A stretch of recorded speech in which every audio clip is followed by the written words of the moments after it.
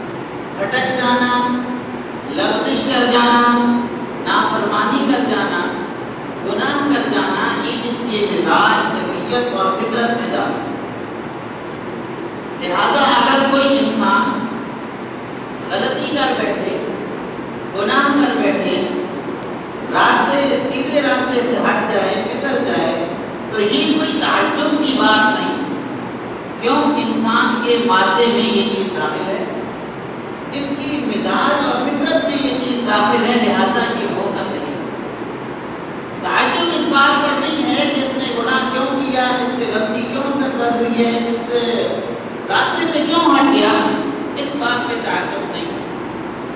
تعجب اس بات پر ہے کہ غلطی ہو گئی تو شرمندہ کیوں نہیں ہو رہا، راستے سے ہٹ گیا تو سیدھے راستے کی فکر کیوں نہیں، اللہ تعالیٰ سے دور ہو گیا تو قریب آنے کی فکر کیوں نہیں ہے۔ تعجب اس بات پر، گناہ ہونے پر تعجب نہیں، لفظش کھانے پر تعجب نہیں، اس گناہ کی حالت پر مسلسل رہنا، شرمندہ نہ ہونا، اللہ تعالیٰ کی طرف رجوع نہ کرنا، اس پر تعجب۔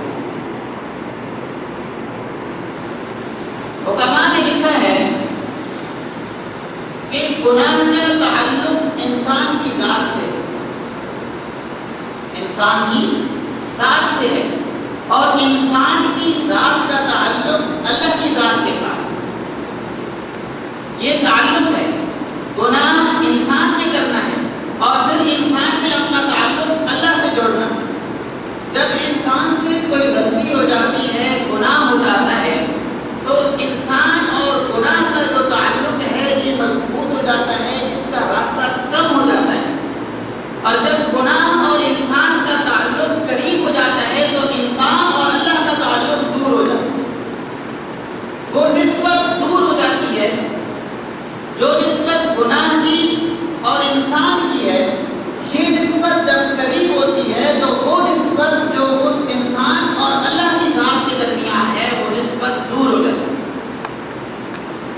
جب نسبت دور ہوئی گناہ کی وجہ سے، اس انسان کو شرمندگی ہوئی، اس نے فوراً اللہ کی طرف رجوع کیا، توبہ کی، استغفار کیا، تو وہ رشتہ جو ذات انسان اور ذات خداوندی کے درمیان تھا وہ پہلے سے زیادہ مضبوط ہو جاتا ہے۔ اور جب انسان اسی حالت میں رہتا ہے کہ اس کا اور گناہ کا ہی تعلق رہتا ہے، وہ اللہ سے تعلق جوڑتا ہی نہیں ہے، تو پھر یہ دوری مزید دوری میں چلی جاتی ہے۔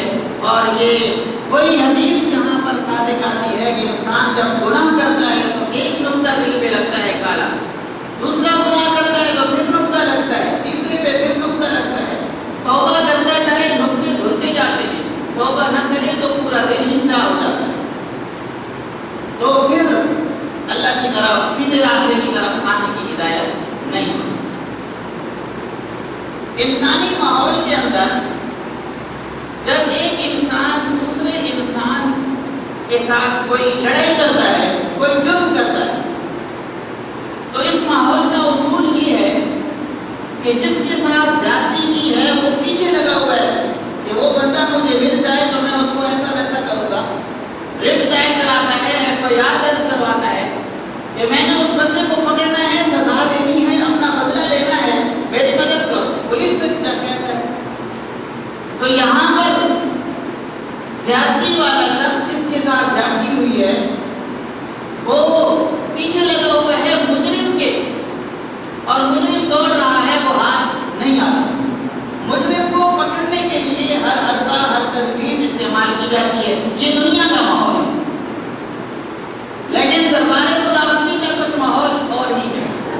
ہم سب گناہگار مجرم ہیں اور اللہ تعالیٰ کے ساتھ ہم نے جرم اور زیادتی کی ہے، گناہ کیے ہیں، ان کو ناراض کیا ہے۔ دنیا کے اصول کے تحت ہونا تو یہ چاہیے تھا کہ اللہ تعالیٰ ہمیں پکڑتا، ہم بھاگتے ہم، لیکن اس بادشاہ کا اصول تو عجیب اصول ہے کہ وہ بادشاہ مجرموں کو کہتا ہے میرے پاس آ جاؤ، توبہ کر لو، میرے پاس آ جاؤ، میرے قریب ہو جاؤ، اور یہ مجرم دور بھاگتے۔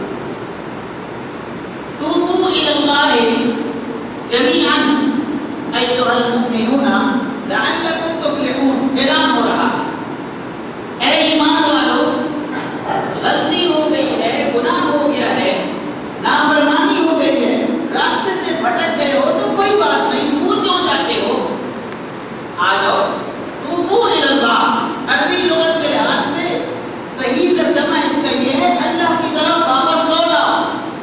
توبوا الی اللہ جمیعاً، جتنے مجرم ہو میرے، جتنے گناہگار ہو، سب واپس میری طرف لوٹ آؤ، جس کو ہم اپنی زبان میں تعبیر کرتے ہیں توبہ کرو۔ کیا ہوگا جب تم اللہ کے دربار کی طرف لوٹ آؤ گے، توبہ کرو گے،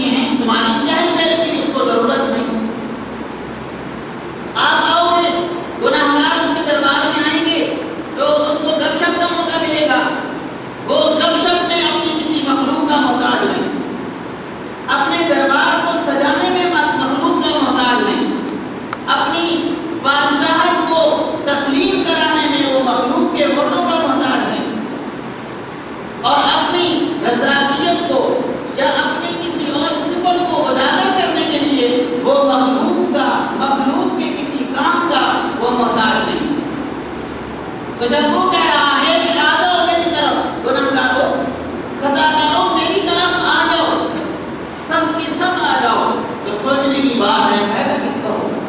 دنیا میں جو اعلان کرنے والا کہتا ہے آؤ میری مدد کے لیے ہم اس کی مدد کے لیے جائیں گے تو فائدہ اس کا ہوتا ہے.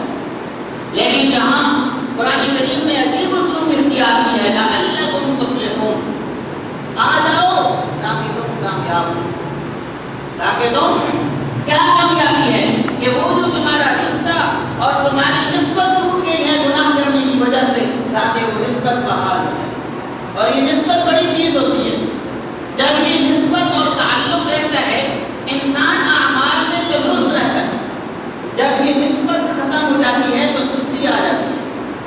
ایک بزرگ اللہ تعالیٰ ان کو صحت عطا فرمائے عجیب مثال دی ہے اس نسبت کی اور سمجھ میں آنے والی مثال ہے. ماحول کے اندر بچوں کو دیکھا ہوگا پتنگ اڑاتی ہے. اس پتنگ کا مرکز اس کی وہ ڈوری والی وہ چرخی سی ہے. اس پتنگ کی نسبت جب تک چرخی اور چرخی والے ہاتھوں کے ساتھ ہے تو وہ بالکل تنا ہوا ہے تندرست ہے. جو مقصد ہے اس کا گھماؤ پھراؤ ہوا کے اندر وہ مقصد پورا انجام دے رہا ہے. لیکن ذرا کاٹ میں اس کی رسی ٹوٹ جائے اس کا دھاگا ٹوٹ جائے تو پھر کیا ہوتا ہے؟ اس کی چال میں لڑکھڑاہٹ آ جاتی ہے کمزوری آ جاتی ہے. وہ تناؤ اور اعمال میں وہ مضبوطی جو مقصد میں وہ مضبوطی نہیں رہتی. کیوں؟ نسبت ختم ہو گئی ہے مرکز کے ساتھ تعلق ختم ہو گیا. تو انسان کا جب اللہ کے ساتھ تعلق رہتا ہے یہ نماز خشوع کے ساتھ پڑھتا ہے پابندی کے ساتھ پڑھتا ہے زکات بغیر کسی ڈر لالچ یا کنجوسی کے ادا کرتا ہے ہر حق پورا پورا ادا کرتا ہے. لیکن جب یہ نسبت ختم ہو جاتی ہے تو پھر نماز میں سستی آ جاتی ہے. نماز پڑھی تو خشوع چلا جاتا ہے. زکات ادا تو کرتا ہے 2 پیسے کم جائے تو ٹھیک ہے. اور اعمال آج کر لیا کل نہیں کیا. اعمال تو وہ ہے نا آپ صلی اللہ علیہ وسلم نے فرمایا کہ سب سے اچھے اعمال میں سے سب سے اچھا عمل وہ ہے کہ جو تھوڑا ہو دائمی ہو. آج طبیعت نے چاہا 25 عمل پڑھ دیے 50 لگاتے ہو گئے. کل طبیعت نہیں چاہا تو اس کا مطلب ہے طبیعت نہیں مان رہے ہو خدا کی تو نہیں مان رہے. یہ کیوں ہوتا ہے طبیعت کے اندر کہ جب تعلق اوپر سے ہمارا نسبت کمزور ہو چکی تو عرض کر رہا تھا کہ توبوا الی اللہ جمیعا اللہ کی طرف لوٹ آؤ نسبت کو بحال کر لو اور اس میں کسی اور کا فائدہ نہیں. لعلکم تفلحون تم ہی نجات پا جاؤ تمہارا ہی فائدہ ہے. ایک اور آیت میں عجیب انداز گویا کہ مخلوق پریشان کھڑی ہے گناہ ہو گیا ہے کیا کریں نماز چھوٹ گئی ہے کیا کریں روزے کھا لیے ہیں کیا کریں کوئی اور نافرمانی ہو گئی ہے کیا کریں. پریشان ہے واپس آنے کا راستہ پتہ نہیں ہے. راستہ اگر پتہ ہے تو اللہ کے جلال اور غضب سے ڈر لگ رہا ہے کہ نماز چھوٹ گئی ہے فرض تھا روزہ فرض تھا چھوٹ گیا ہے اور کوئی کمی کوتاہی رہ گئی ہے یا اللہ تیرے دربار میں کیسے آئیں ڈر لگ رہا ہے اندر اندر سے. تو اللہ تعالیٰ نے اپنے پیغمبر کے ذریعے اعلان کروایا میرے بندوں کو کہہ دو نبئ عبادی انی انا الغفور الرحیم. میرے بندوں کو جا کر یہ خبر دے دو کہ میں بڑا غفور الرحیم میں بڑا غفور الرحیم. ڈر کے کیوں کھڑے ہو باہر اندر آ جاؤ توبہ کر لو میرے دربار میں آ. نبئ عبادی آیت قرآن ہے نبئ عبادی انی انا الغفور الرحیم. پریشان کیوں کھڑے ہو مایوس کیوں کھڑے ہو دور دور کیوں جاتے ہو. اگر گناہ ہو گیا تو جاؤ میرے نبی ان میرے بندوں کو کہہ دو انی انا الغفور الرحیم میں تو بہت مہربان ہوں ذرا منہ تو کھولو میں بخشش کرنے کے لیے بیٹھا ہوں تیار بیٹھا. اور ایک اور روایت حضرت انس رضی اللہ تعالی عنہ سے روایت ہے اسی آیت کی تشریح سمجھ لیں کہ آپ صلی اللہ علیہ وسلم نے فرمایا کہ اللہ تعالیٰ کہتے ہیں کہ اگر مخلوق کے گناہ آسمان کے برابر ہو جائیں میں بخش دوں، مجھے کوئی پرواہ نہیں، کوئی پرواہ نہیں ہے۔ ایک بندے کی جیب میں 1 لاکھ روپے ہیں، اگر وہ روپے کسی کو دے دے، پھینک دے یا بوجھ سمجھ کر 5 کا سکہ پھینک دے تو کوئی جیب میں فرق پرواہ نہیں ہے نا، اس کو ہم کہتے ہیں پرواہ نہیں ہے۔ تو حدیث میں آتا ہے لا ابالی، اللہ فرماتا ہے مجھے کوئی پرواہ نہیں ہے۔ زمین بھر جائے ایک بندے کے گناہ سے، ایک بندے کے گناہ سے زمین بھر جائے، ساری آسمان بھر جائے اور میں اس کو معاف کر دوں تو لا ابالی، مجھے کوئی پرواہ نہیں۔ وہ تو اتنا بڑے شہنشاہ ہے۔ ایک اور مقام پہ فرمایا لا تقنطوا من رحمت اللہ، اللہ کی رحمت سے مایوس مت ہو، اللہ کی رحمت سے مایوس مت ہو۔ یہ بات اپنی جگہ درست ہے کہ اللہ عذاب بھی دے گا، اللہ سختی بھی کرے گا، حقوق کی ادائیگی میں کمی کرنے والوں کو جہنم میں بھی ڈالے گا۔ جلال والی شان بھی ہے، جبار بھی ہے، قہار بھی ہے، سب ٹھیک ہے، سب ٹھیک ہے، لیکن انی انا الغفور الرحیم، میری صفت مغفرت کو تو دیکھ لو۔ حضرت یونس علیہ السلام نے اللہ تعالیٰ سے عرض کیا تھا کہ یا اللہ یہ بستی والے نہیں مانتے ہیں، عذاب دے دو۔ عذاب کے آثار نظر آنے لگے، یونس علیہ السلام اس بستی سے نکل گئے۔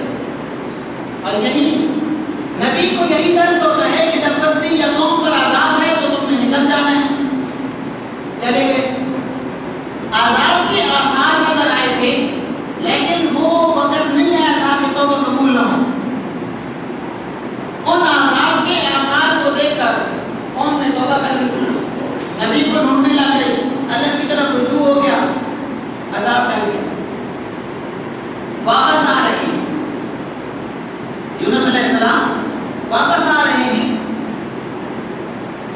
اللہ تعالیٰ نے وحی بھیجی کہ یہ سامنے کون بیٹھا ہے؟ عرض کیا یا اللہ یہ کمہار ہے، اپنے کاموں میں لگا ہوا ہے، کیا بنا رہا ہے؟ 10-15 گھڑے بنا کے رکھی ہیں، 1-2 بنا رہا ہے، کوئی گیری بیری لگا رہا ہے، کوئی نقش مکش کر رہا ہے۔ کہا ذرا اس کو کہو 2 گھڑے ایک گھڑا توڑ دے، کہو ذرا اس کو توڑ دے ایک گھڑے کو، کہہ دیا کہ بھائی یہ گھڑا توڑ دو۔ کہتے ہیں پاگل ہو، اپنے ہاتھ سے بنایا ہے خود توڑ دو، اپنے ہاتھ